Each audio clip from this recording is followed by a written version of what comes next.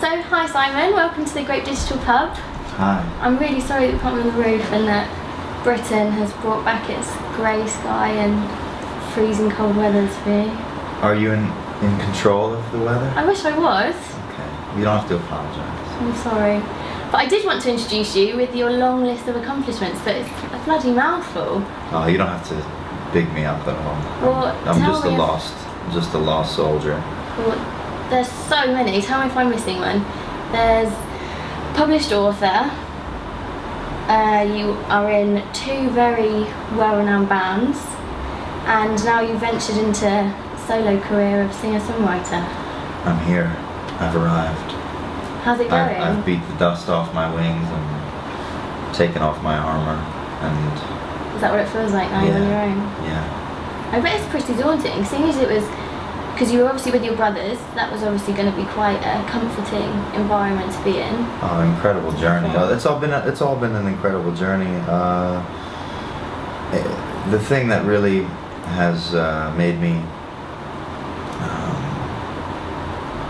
discover my own voice in this way, and to ultimately make my debut solo album after all these years is I had an emergency open heart surgery, which you probably read about. I read about it on Guardian. And it was 2 summers ago, and I nearly died. And a month later, my daughter was born, my first child. Congratulations. And we looked each other in the eye, and she definitely came from a better place than this. And she's my teacher and my Joan of Arc. And that summer, as you can imagine, really turned my world upside down. Definitely. And really spoke to me, saying, it's time to unravel the riddle of your own heart and to tell your own story and to tell it the truest way you can, and without any influence or any adulteration. So that is what I've read about you actually, and that is what I felt when I was listening to your album, that you're a great storyteller. All of your songs on the album are just such incredible stories. It's not really anything that I've ever heard on an album before. And it's everyone on the internet seems to agree that's what you're renowned for. Storytelling. And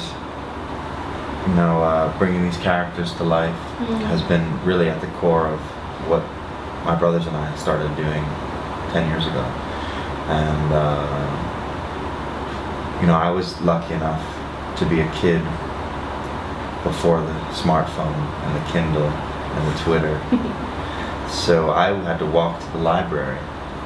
We lived in a town of less than 1,000 people, and when I was 11, 12, 13, I would have to walk to the library and take out books by Charles Dickens and John Steinbeck and Flannery O'Connor, and all of these characters that they would paint would just spring to life in front of my eyes. And it really made a lonely childhood less lonely to have my world populated by these characters. So as I have had 20 years to walk the earth since then, I've continued to populate my world with characters because it helps me to not feel so lonely, honestly. I've never heard an artist say that their influences are authors. Those were my early influences, and I was born in a little town called Woodstock that you might have heard of. I was born right around that little area. My father had come up to the Woodstock concert in 1969, and he never left.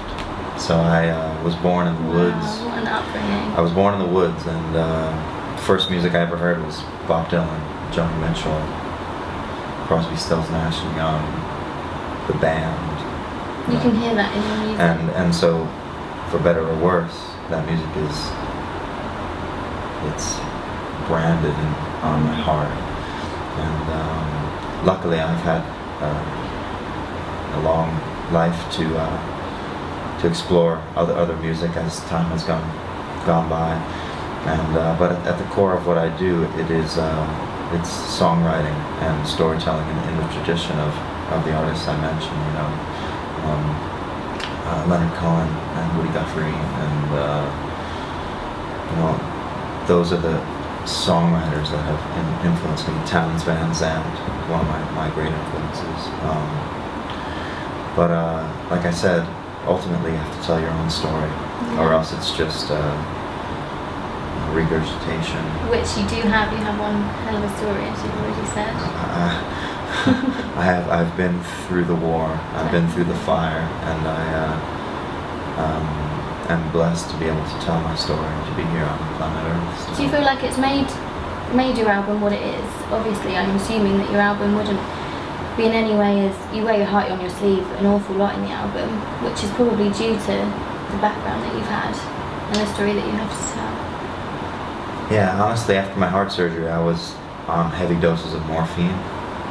Is that when you were writing the album? And I was having these nightmares and dreams, and I would write down the ideas and the visions I would have. And then when Pearl was born, this was the greatest dream. This was a rebirth.